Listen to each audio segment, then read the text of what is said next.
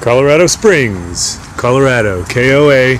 We awake to a beautiful day, and we're ready to go to, where are we going today? Gonna head down to Durango and Mesa Verde and visit some stuff. It's gonna be great. No quiere hablar la nena. And everything's dry, and we should be ready to go in, well, 3 hours. Mountain passes, national parks, Navajo land, and we actually get to Utah this time. Pepper sprayed a raccoon in that dumpster, and then I lusted after a TW200, which I had one of those. Hola. Hola. Yeah, the campsite's right next to the dumpster, but look at all the rocks in our backyard that those kids get to play on. It was a good time. And look at the boy helping baby girl. From the campsite across the highway to the west were the mountains. It was a good view after all those plains. Mesa, saca tu cabeza de ahí. You gotta get those kids some practice pounding in those stakes. Both of them, both the big ones, because they're gonna help setting up that tent. They get pretty good at it. Sand is messy and dirty and nasty. Getting all the sand off it, off the bottom, it's difficult to do. A little broomy thing. But having one of these things, and ooh, look at that. Yep, a bee. It's a wasp. A wasp. Wasp. It's a wasp. A wasp. Not by having a wasp, but by having one of these things at the entry.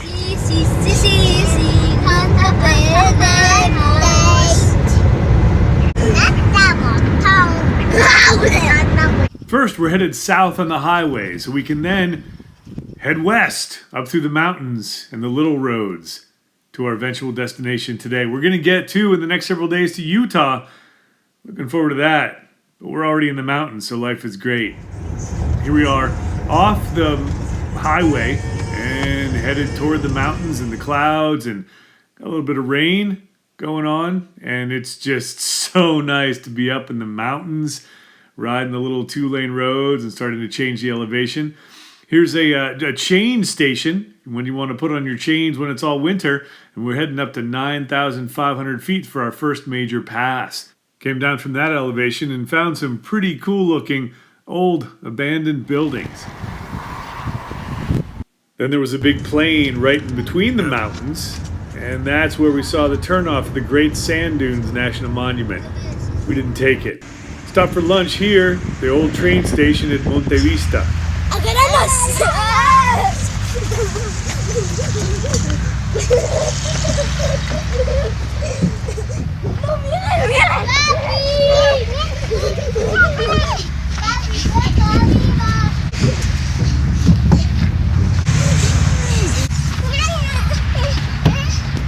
Big plaza right in the middle of town, so we grabbed our stuff, had a picnic lunch.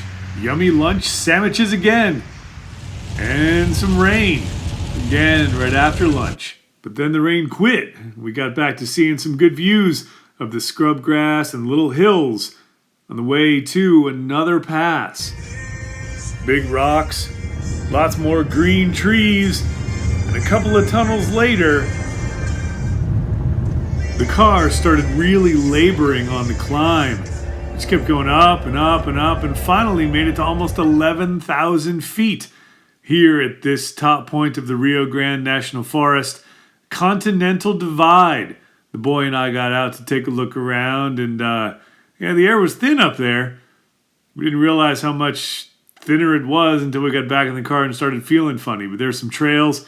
People were walking the trails. Lots of dead trees. At 10,800 feet, it was bad when we got back in. Felt all woozy. Really felt like I was having a low blood sugar attack or something. It was pretty bad. So we got back in. Both of us felt about the same. I ate something real quick, drank something, and then started coming back down the mountain. It's quite a descent. And kind of weird feeling the whole way down. Yeah, that was dumb. If you feel that way, just pull over. Stop until you feel better. Look at those clouds. That's the gravel road entrance to Chimney Rock National Monument. Thought the place was going to be pretty cool, but the last tour, and they're guided tours only, left at like 4 o'clock. We got there at 4 o'clock. Did you ever just sit around and watch birds fly? Well, here's some hummingbirds. Pretty cool.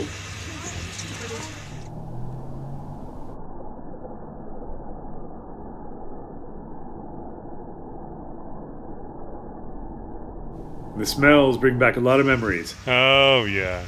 We tried to camp in Durango, but there was no room for us at the inn or any campground. It was crazy. So we continued on to Mancos, Colorado. A horse of welded horseshoes, $10,000. And a whole bunch of other metal art sitting in this little corner of Mancos. And check this out. This was a fun part of the park. I'm impressed. We'll have to institute this back at home. After our walk, we went back to the Mesa Verde Hotel. And I woke up early the next morning to take a long walk back to that same corner. This corner store is pretty cool. It's got a bakery right down there and a little creek. And I found some more metal art. There's a guy with the whip. And some wood art. Reminded me of Dad and a bunch of pieces of wood. And then I found a really short little canoe and some interesting architecture. Definitely Southwest architecture with some solar panels on the roof. Then I grabbed some breakfast at Fred's Taco. Place is pretty cool. Check this out on the inside. Back to the hotel. Had some breakfast. Kids wanted the cereal. We got the burrito. If you look really closely, you can see the road running from right to left up to the top of Mesa Verde. Because that's it. That's the national park. There's our car. It's done really well so far. Inside the visitor center. And then at the top of the hill. Look at that view. It's all flat down there. There were some clothing exhibits in the museum. And then came the weapons. That was the boys' favorite. This is in Atlatl, the throwing spear. And yeah, we're going to try to make one of those, kids. And we've always thought that the yucca is very similar to the Paraguayan mandioca. But the leaves are different, and the plant's different, and it's used differently, but maybe it's related. Anyway, we eventually got down to see some of the ruins, because Mesa Verde is not about the mesa, it's about all the Indian ruins that are there. And back in 8 and 12 and 1300 AD, they made a bunch of dwellings in the cliffs. I mean, check this out. This is advanced.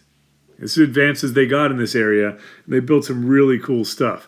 They've rebuilt a bunch of this, but a lot of it's left out. They built in tiny little corners and cliffs and made some much bigger dwellings also. I mean, check that little place out. Right down the street or down the cliff is a nice big series of houses. They built these for a couple hundred years and then abandoned them and moved on.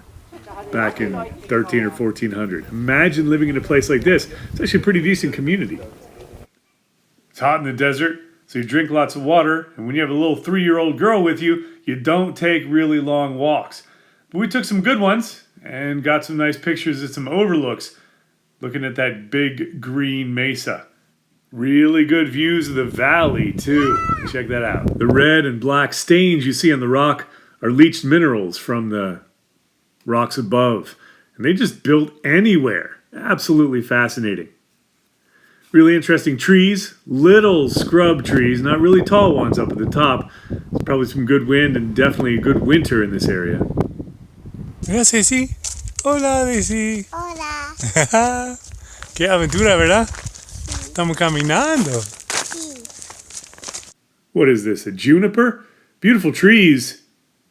Somebody got a little tired. Recent nightmares and good beginnings, bad middles, and Lots of cactus, really neat twisted trees, and plenty of evidence of fires from various years in the past. Stuff does not grow back very quickly here in the desert. The only self-guided tour of one of the ruins was closed for maintenance. I regret that we didn't take a tour. But the clouds were beautiful, and we did get to see a lot of pretty neat things while we were there. See that flat-topped green table of Mesa Verde in Spanish?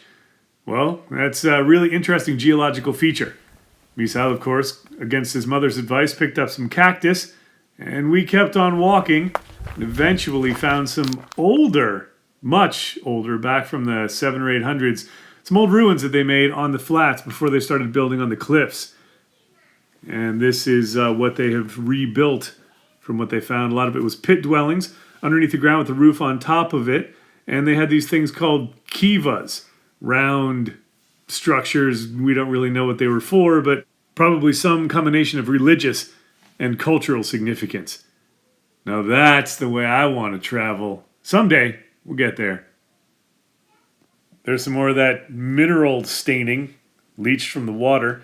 I mean, check out that city. Some final views of these really big cities that housed really hundreds of people. It's a pretty neat place. Got to go back someday to get an actual tour of that. Maybe instead of the motorcycle, we'll be driving one of these. The boy had heard about the Four Corners back in second grade, so we traveled across a bunch of the desert through Ute and Navajo land to get to this place where New Mexico, Arizona, Colorado, and Utah all unite. Here's some pictures of the family at those Four Corners, and this is actually Navajo land.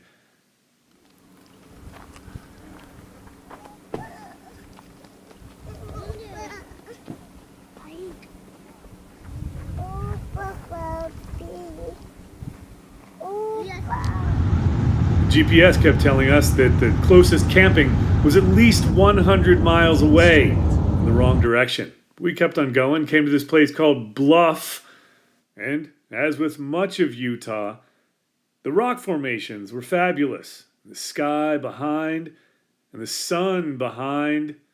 Man, got some really nice pictures. And just around the corner, we found a campsite, Cadillac Ranch RV site. They had about 3 camping sites for tents. We put ourselves there and then walked out, took some pictures of the rocks and the sunset. We thought about the new baby cousin during our walk. Finally made it to Utah in Chapter 2. Next is Monument Valley, Lake Powell, and Kanab, Utah. It'll be our base camp for a few days. Thanks for watching Bike Physics, for all the bicycles and motorcycles and family adventures. And thanks for that thumbs up, too. Really helps a lot. New videos most Tuesdays. Subscribe for more. And if you haven't figured it out yet, I got this other channel called Learn Physics. It's all about physics and education and that kind of thing. So check that out, too.